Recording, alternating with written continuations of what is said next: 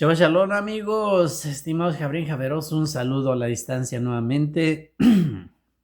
Aquí terminando o tratando de terminar este Shabbat, un Shabbat muy especial, Shabbat que nos está ocupando en este mes de Elul, este Shabbat que nos está acercando también para esa gran solemnidad esperada que es Rosh Hashanah, o también más bien conocida en la Torah como Yom Teruah. Amigos, hoy en esta semana hemos estado estudiando una porción muy extraordinaria que se llama Kititze. En esta porción nos ha enseñado muchos de los mandamientos que se encuentran en esos 613 mandamientos, en ese grupo tan grande de mandamientos que tiene el encierro de la Torah. Hoy en esta tarde, antes de que culmine este Shabbat tan importante, tan grande, tan extraordinario, unas horas solamente y haremos el Havdalah para entregar este Shabbat al bendito sea y esperando que así sea bien recibido. ¿Por qué? Porque nos estamos esforzándonos todos en estar conectándonos con el bendito sea por medio de el estudio de la Torah, por medio de los rezos que estamos llevando a cada momento o en cada instancia cuando se van haciéndose, ¿sí? Así que hoy vamos a hacer un pequeño estudio sobre Kititze.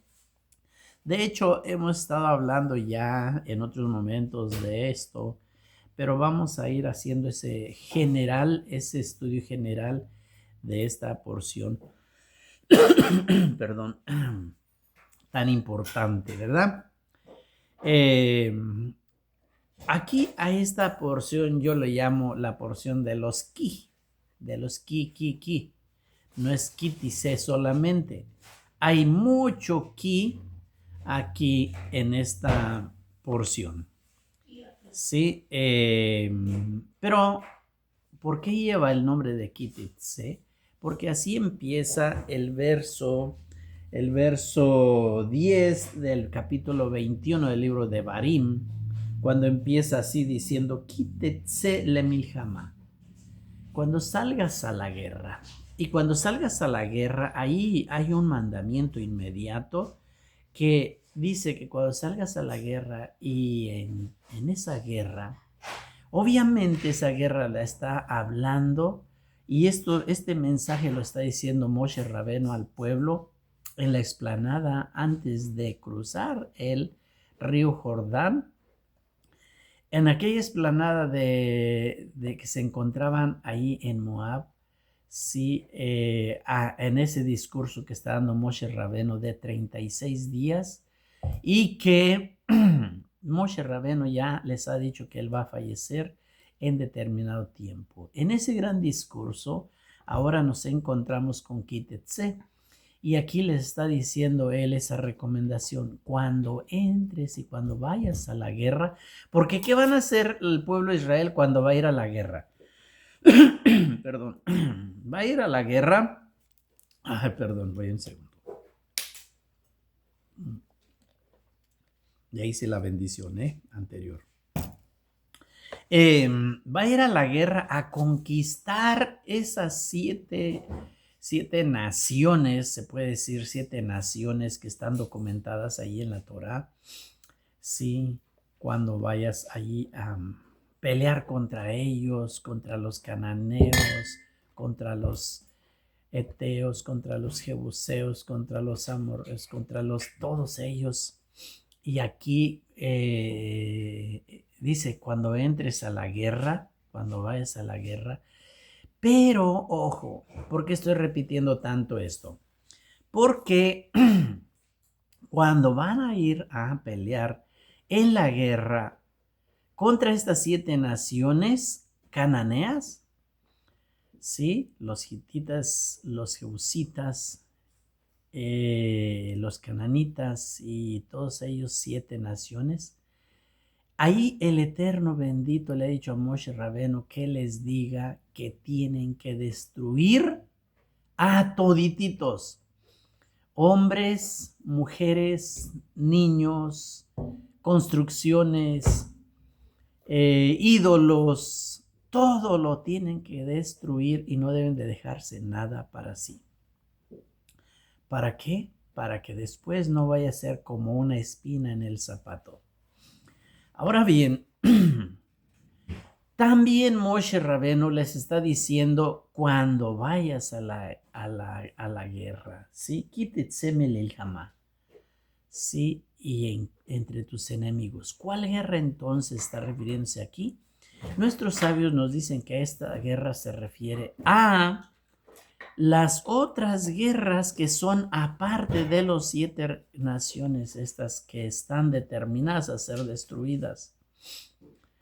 A otras, cuando vaya con esas otras guerras, dice que cuando veas y encuentres una mujer hermosa, el soldado encuentra una mujer hermosa, que entonces va a poder tomarla para esposa o a poder cohabitar con ella. Es una mujer, amigos, es una mujer que no es del pueblo de Israel. Ya lo hemos hablado en otras ocasiones. No es una mujer que es del pueblo de Israel, aun cuando están prohibidas todas las mujeres fuera del pueblo de Israel. En esta ocasión, el bendito sea, le está permitiendo al soldado, ojo, al soldado, no a cualquier hombre, al soldado. ¿Y por qué le permite al soldado? Porque los sabios nos enseñan, perdón, Shabbat Shalom.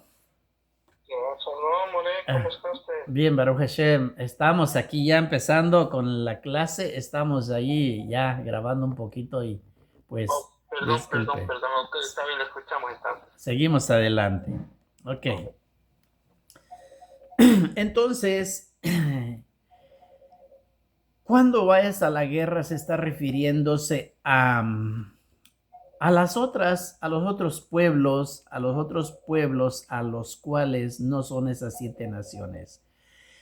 Esa prohibición que el bendito sea le ha otorgado a el pueblo de Israel de que se mezcle con otras mujeres que no sean del pueblo de Israel, esa prohibición aquí la va a romper el Eterno, pero solamente con el soldado. No la está rompiendo con todo el hombre del pueblo de Israel. Eso hay que tenerlo muy en cuenta.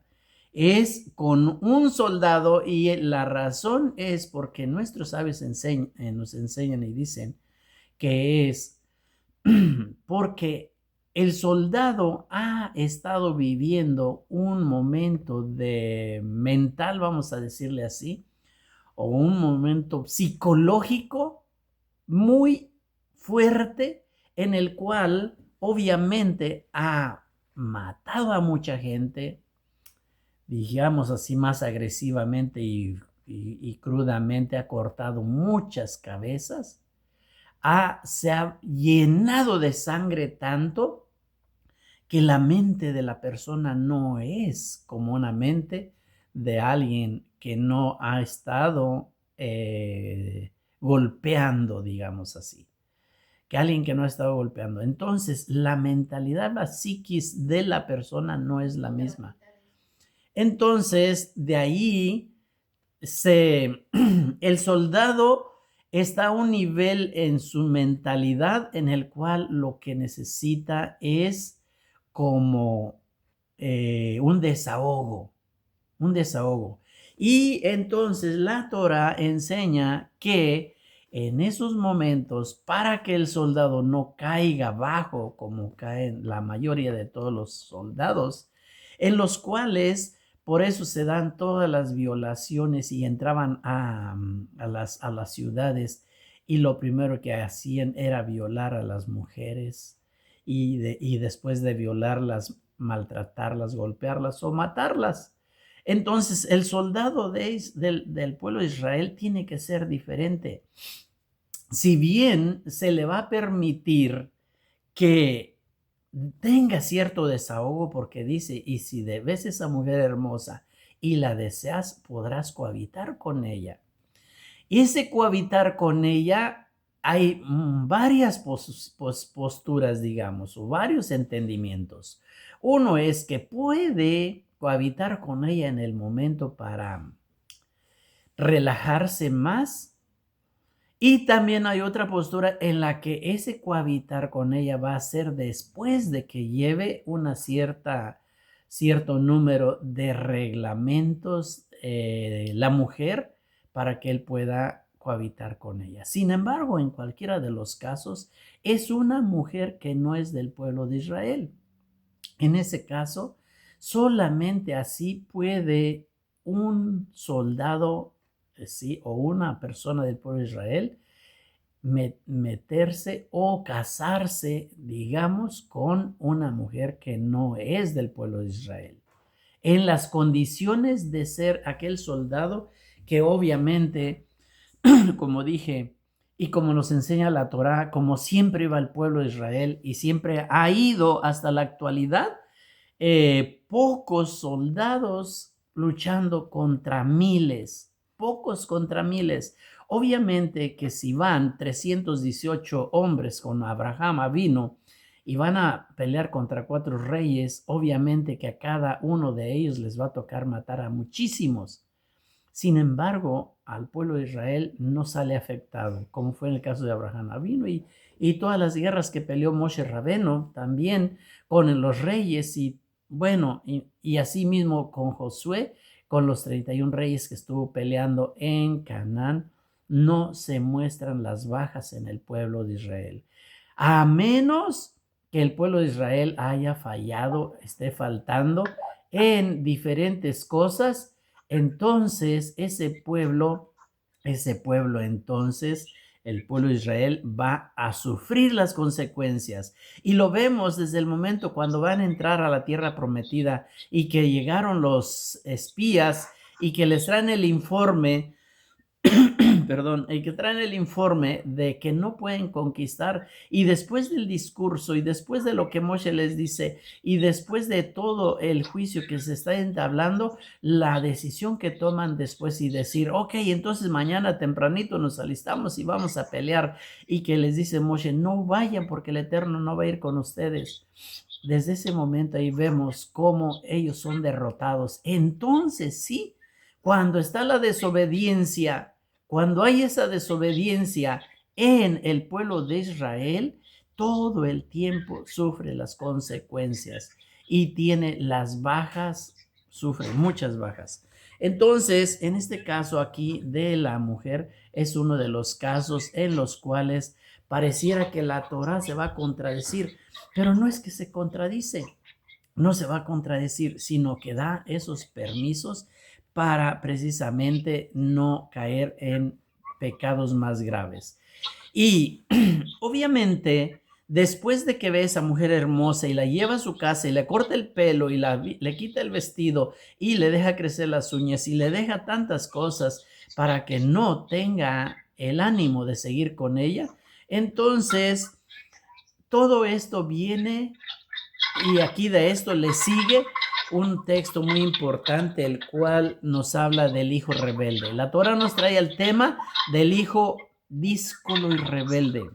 Ese hijo que regularmente podría o nacía de una relación de una relación de una madre judía con un gentil o al revés, de un hombre judío con una mujer fuera del pueblo de Israel. Entonces, la posibilidad de que venga y nazca un hijo díscolo y rebelde, entonces, bueno, esas son las probabilidades. Por eso es que nos trae enseguida ese tema, el hijo díscolo y rebelde. Y ese hijo que tiene que ser incluso, pero veamos esa secuencia tan extraordinaria. Después que nos trae esa narración del hijo rebelde, y que va a ser llevado por los padres ante el tribunal y que le van a decretar una muerte por apedreamiento. Entonces, después de ello, también viene el siguiente. ¿Qué cosa es el siguiente después de ese hijo lo díscolo y rebelde? Nos va a traer allí la Torah, para enseñarnos esa secuencia, eso de que cómo de un lado puede surgir el otro y después surgir otro y después surgir otro. Así nos va a llevar la Torah en esas, prácticamente podríamos decir, en esas secuencias, ¿verdad? Eh, nos va a enseñar entonces esa muerte que debe de tener una persona que es acreedora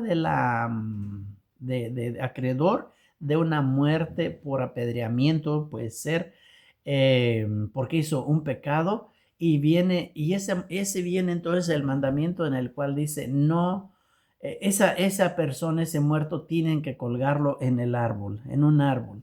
Sí, ahora, ese árbol puede ser un tronco de un árbol, obviamente, puede ser, o puede ser incluso un árbol también.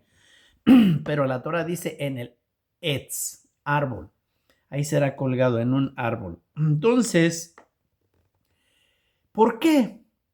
Porque dicen los sabios que ese hijo, producto de una relación que no es propia y apta para el pueblo de Israel, la posibilidad de que salga un hijo díscolo y rebelde, dije otra vez, perdón, un hijo díscolo y rebelde, la posibilidad de que ese hijo que nazca, así sea de esas condiciones, ese hijo después va a traer más mal y va a ser necesario que se muera porque va a traer muchas males al pueblo y tienen que ir parándolo. Por eso es que tiene que ser colgado en el árbol para que todo el pueblo lo pueda ver y que todo aquel mal se vaya acabando. Sí, también entonces nos va a estar enseñando que ¿cómo se llama? Sobre de este tema, nos saca la Torah el tema de cuando un hombre tiene dos esposas y a una de ellas ama y a la otra no la ama. Pero resulta que con la que no ama, con ella tuvo su primer hijo y después se enamoró de otra y de esa otra tiene otro hijo. Entonces va a ¿qué? A tener que heredarlo. Pero ¿a quién tiene que heredar? Tiene que heredar al primogénito, aunque sea de la esposa no amada. ¿Por qué? Porque ese es su primogénito. Y Dios lo sabe, y si los dos son primogénitos, porque a la vez la Torah nos enseña y dice, un primogénito es el que rompe o abre la matriz en la mujer, obvio. ¿Sí? Entonces, ese hijo es el que se llama primogénito. Quiere decir que un padre puede tener dos hijos primogénitos. Entonces, la Torah es clara y dice, si tiene dos mujeres, primero se casó con una y no la ama y tiene un hijo, ese es su hijo primogénito. Pero va a ser primogénito de los dos, tanto de la mujer como de él, de los dos padres. Pero si el mismo padre después tiene otra mujer y a esta la ama y entonces tiene otro hijo con ella, ese otro hijo también va a ser primogénito, pero solamente respecto a la mujer. Por consiguiente, cuando va a heredar, entonces la herencia va a correr sobre el hijo primogénito de la no amada. Si obviamente que si la amada fuera la primera, entonces no habría problema, ni lo explicaría. Pero ¿por qué no se explica todo esto? Porque recordemos también el caso de nuestro patriarca Jacob. Jacob, su primer hijo, su primogénito, fue Rubén y no fue de la mujer amada, sino que él estaba realmente enamorado de Raquel, y Raquel no tenía hijos. Después tuvo hijo con Raquel, y ese era su hijo amado, a Joseph. Sin embargo, ¿a quién le correspondía todo ese derecho de primogenitura? Al hijo de la no amada, al hijo de Lea, el hijo a Rubén. Sin embargo, ¿por qué razón no se le otorgó entonces ese derecho a Rubén? Porque ese derecho lo perdió Rubén cuando se mete a transgredir, a profanar, digamos, el hecho de su padre, que es otro tema. Sí, entonces vemos nosotros cómo va estas relaciones aquí con esta porción tan extraordinaria que nos va hablando de tantos temas tan súper bonitos, ¿verdad? Esas normas del soldado, esa relación que tiene que tener con la esposa, para que tenga esa relación duradera también. Y, y esos hijos que va a ir teniendo, sí, la relación con los hijos de esto aquí la Torah lo llama como el Ben Sorer o Moré. Es el hijo, que en realidad no se explica muy bien qué es el Sorer o Moré, porque no se está hablando de estos hijos ahí. Ok, esta porción, mis estimados, esta porción contiene 74 mandamientos. 74, pero de esos 74 solamente 37 están vigentes, digamos, en nuestros días, porque obviamente no hay templo, porque no estamos, digamos, en la tierra, dentro de la tierra de Israel. Muchos se guardan allá en la tierra de Israel. No hay templo, no hay muchas cosas, entonces solamente de todos estos son 37 los que están así como podríamos decir vigentes. Sin embargo, conocer todos estos mandamientos es muy importante porque nos ayudan para poder entender cómo es que el bendito sea está guiando a todo este pueblo en todo ello. Sí. Perdón. Nos habla también de un hombre cuando encuentra a una mujer o que se casa, perdón, con una mujer y que con el tiempo ve que ya o le encontró algo inmoral a la mujer. Entonces nos habla y nos explica mucho sobre el divorcio. Nos habla y dice que si encontró algo inmoral, él le puede dar carta de divorcio a la mujer. Está bien, le da carta de divorcio, pero no puede ser nada más porque ella, como se dice, porque se le quemaron los frijoles. No, sino porque la encontró o supo que ella fue inmoral y estuvo metiéndose con otro hombre. Aún si no tiene los testigos para poder llevarla y acusarla delante del Sanedrín, entonces lo que puede hacer es darle carta de divorcio. Le da la carta de divorcio y entonces la mujer puede casarse con otro hombre. ¿Sí? Eso hay que estarle aclarando un poquito porque muchas veces se piensa que si la mujer se le da carta de divorcio, ella ya queda vetada, digamos, y ya no puede casarse con nadie. No, no, no. La mujer, según la Torah nos enseña, dice que si tiene carta de divorcio, ella se puede casar con otro. Igual también él se puede casar con otra mujer. Obviamente, los dos se pueden casar una vez que les dio la carta de divorcio. Lo que está prohibido es esto, que si la mujer se casó con otro y después ese otro también la encontró que no le gustó X cosa o fue inmoral o lo que sea, y le da también otra carta de divorcio, lo que sí está prohibido es que el primer marido vaya y se vuelva a casar con ella. Porque en el momento que haga eso, a eso se le llama adulterio. Entonces estarían cometiendo adulterio los dos.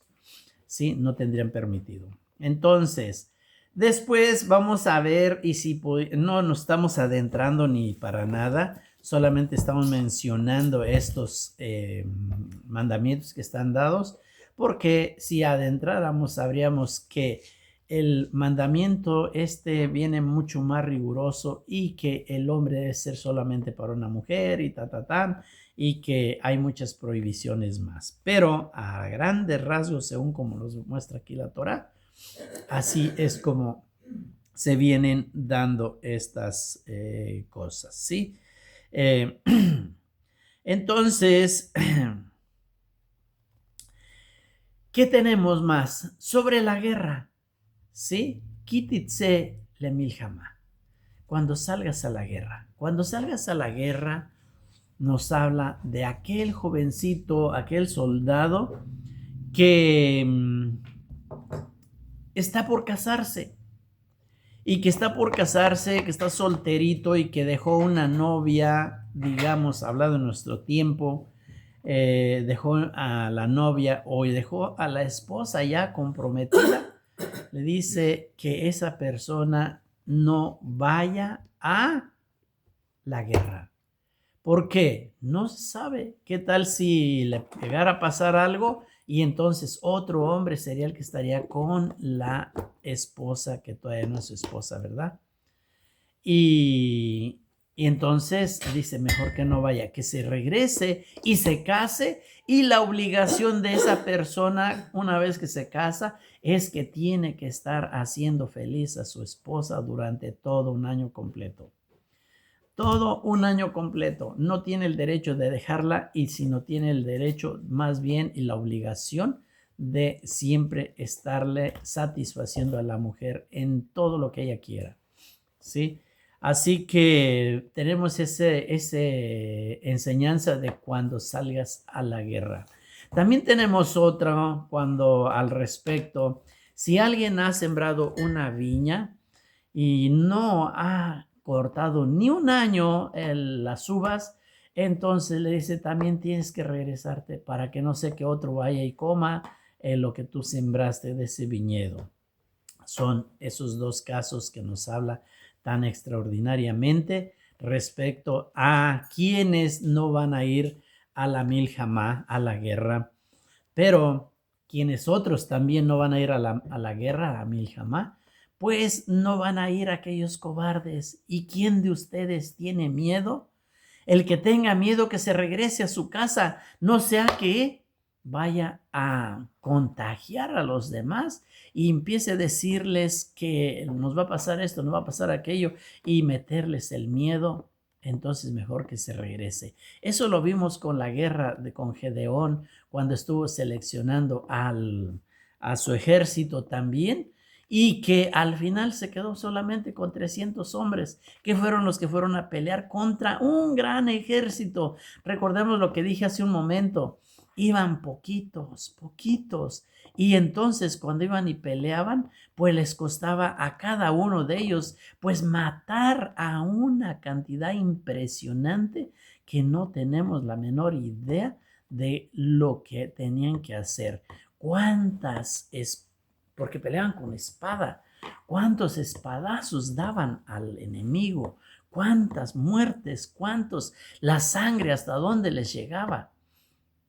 Es impresionante, no podemos ni siquiera tener una idea, porque a veces nosotros cuando vemos a una persona muerta, no sé, pasan cosas entre la mente de uno y todo.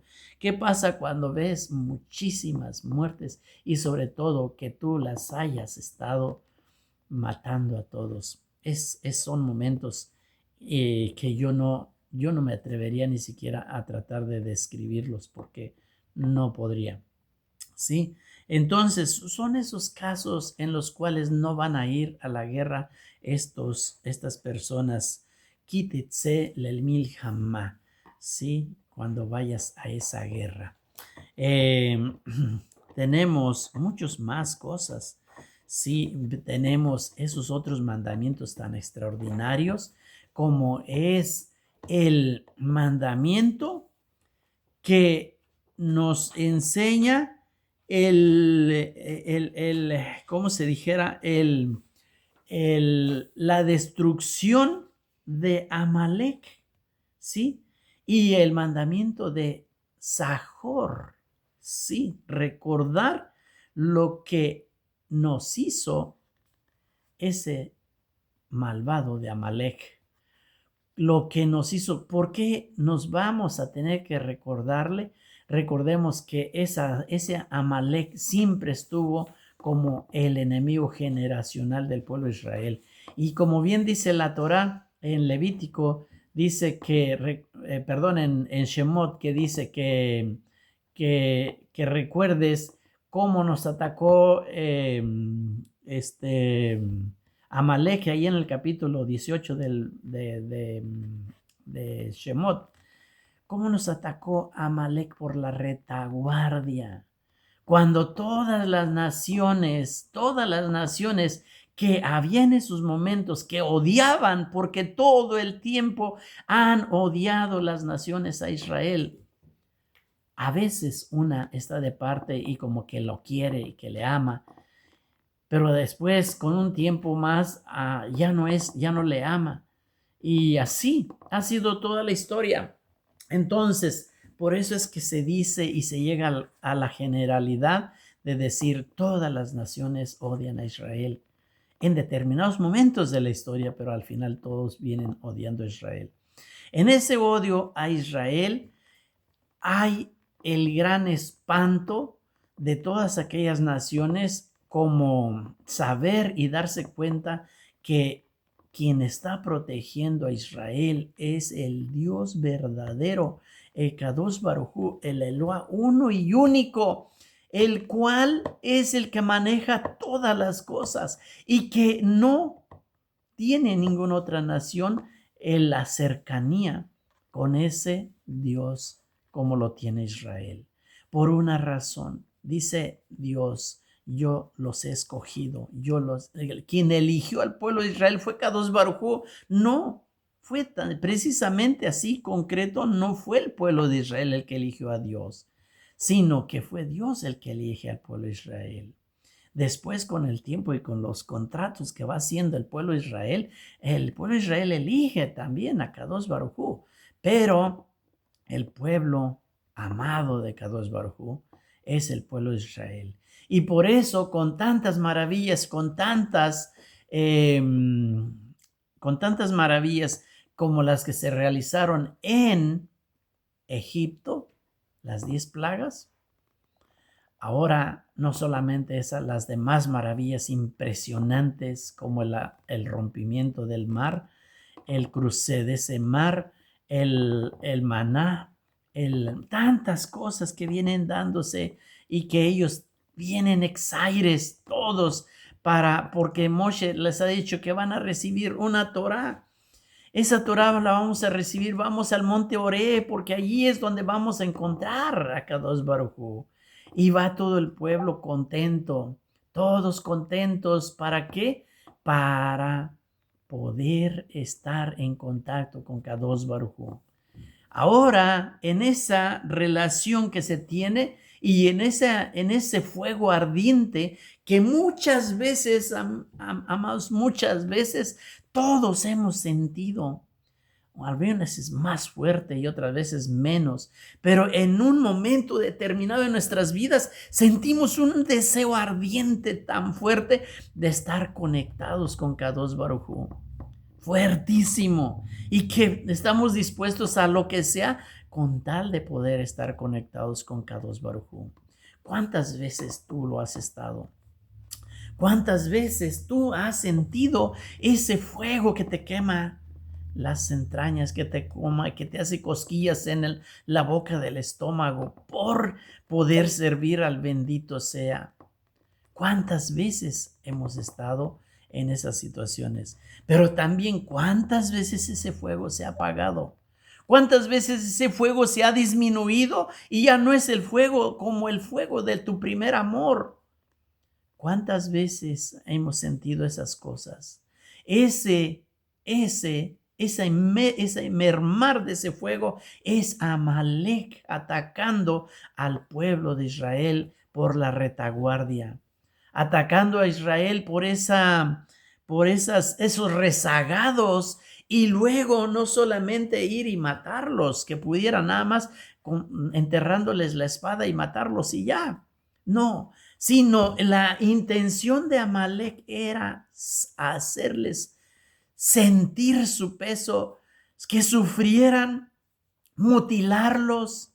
Como bien dice en las traducciones, fueron castrados los hombres. Era una de las maneras más, pero más humillantes que alguien en ese tiempo podría hacer a su enemigo. Si lograba castrarle, era el castigo más fuerte que atravesarle el corazón. Por eso se esforzaban en no matarlos, sino se esforzaban en humillarlos de esa manera. Horrible, horrible. Y ya después de los humillan, entonces matarlos. ¿Qué hizo y qué pasó con ese Amalek que fue matando a todos aquellos rezagados?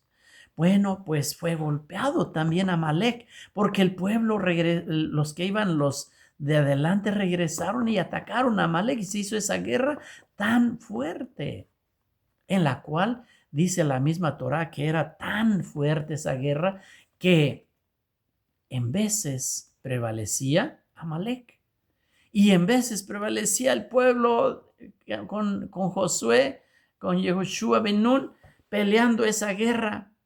Solamente que necesitaban la fuerza de los brazos de Moshe Rabenu, que estuvieran alzados.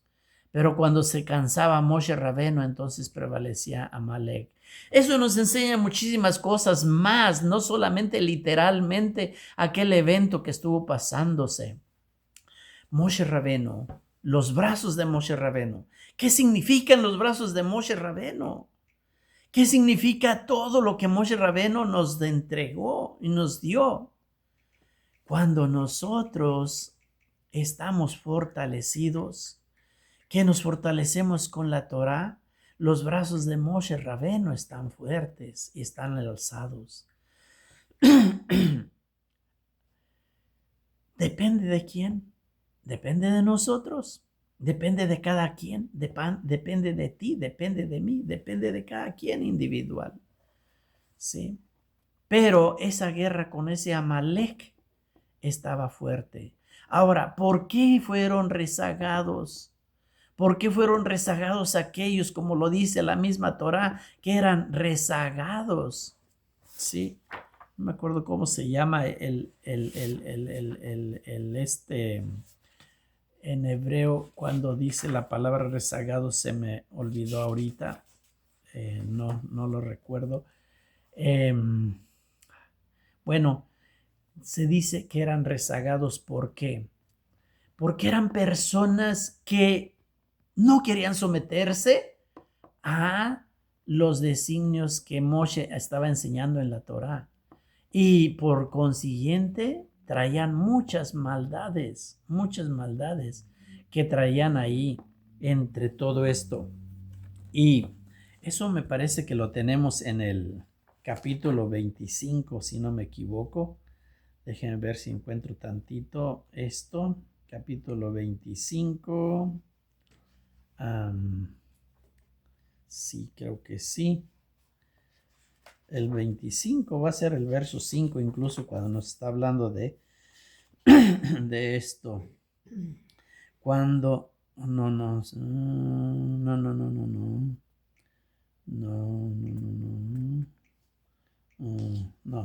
el 25:5 nos habla de lo que es el levirato, el yibum. No, olvidé eso, olvidé de dónde viene y por qué eran rezagados. Pero dice que sí iban rezagados porque ni siquiera las nubes de gloria los querían cubrir por los pecados que tenían, y ellos sufren la consecuencia. Y este Amalek que es uno de las todititas las naciones en el momento que odiaban a Israel, se atrevió a romper y a decirles y mostrarles a todas las demás naciones que el miedo que sentían lo podían vencer y podían atacar a Israel. Y de esa manera ellos se estuvieron después animándose para atacarlo. Por eso es que dice el texto, recordarás lo que hizo Amalek y no lo olvides, dice, no lo olvides nunca, dice la lilla que nos estuvo leyendo en la mañana, no se debe de olvidar y aniquilar a Amalek. Hay tres mandamientos muy fuertes que el pueblo de Israel tiene que realizar una vez que entra a la tierra prometida. Sí, el que tienen que tener un rey, como Moshe Rabbeinu les dijo, van a tener un rey, y el otro es el borrar a Amalek de la tierra y de la mente y del todo, y el construir el templo de Jerusalén, el templo para la casa de Kadosh Baruj Hu. Son esos tres mandamientos muy importantes, pero en el rey, en cada uno de ellos lleva una implicación muy grande, porque cuando ellos piden el rey, ellos hacen un error y lo que ellos quieren y dicen que el rey, como lo vimos en la parasha anterior, que ese rey, cuando fue el profeta Samuel y que le dijeron queremos un rey, entonces Samuel dice que Samuel lloró, pero el Eterno le dijo, no te preocupes, no te están desechando a ti, me están desechando a mí. ¿Por qué? Porque el profeta era el que guiaba al pueblo, el que los regía, digamos, pero el profeta lo rige solamente dirigidos por Kadosh Baruj Hu. Entonces, quien realmente está detrás de todo es el bendito sea. Así que, amigos, el rey, una vez que es ungido el rey Saúl, se le ordena, el profeta Samuel va y le ordena y le dice, tienes que cumplir con el siguiente mandamiento que tenías de borrar a Amalek de la tierra. Y tienes que matar todos, hombres, mujeres, niños, animales, árboles, incluso hasta las mismas piedras si es necesario. Pero tienes que borrar el personaje de Amalek. Sin embargo, en cada uno de todas las cosas, el ser humano siempre nos dejamos llevar por otras emociones y hacemos las cosas contrarias. En este caso, el rey Saúl tuvo miedo del pueblo y se dejó llevar por los comentarios y no impuso la ley y se dejó con vida al rey de Amalek, que era Agag. ¿Qué pasó con eso? Bueno, pues con el tiempo ese rey dejó descendencia y esa descendencia viene perjudicando al pueblo todo el tiempo. Y por eso es que dice, ahora Amalek estará en todas las generaciones, en todas las generaciones. ¿Cómo nosotros vamos a vencer a Amalek?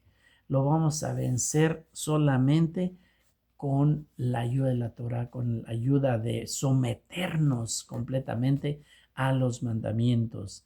Porque Amalek, si bien está en todas las generaciones, un personaje literal, siempre ha habido en todas las generaciones, también el Amalek ya se ha heredado genéticamente, ¿sí? Genéticamente en el nivel espiritual y toda aquella mentalidad que, como lo mencioné en otro video, toda aquella mente que está en contra del pueblo de Israel, esa mente es descendiente de Amalek.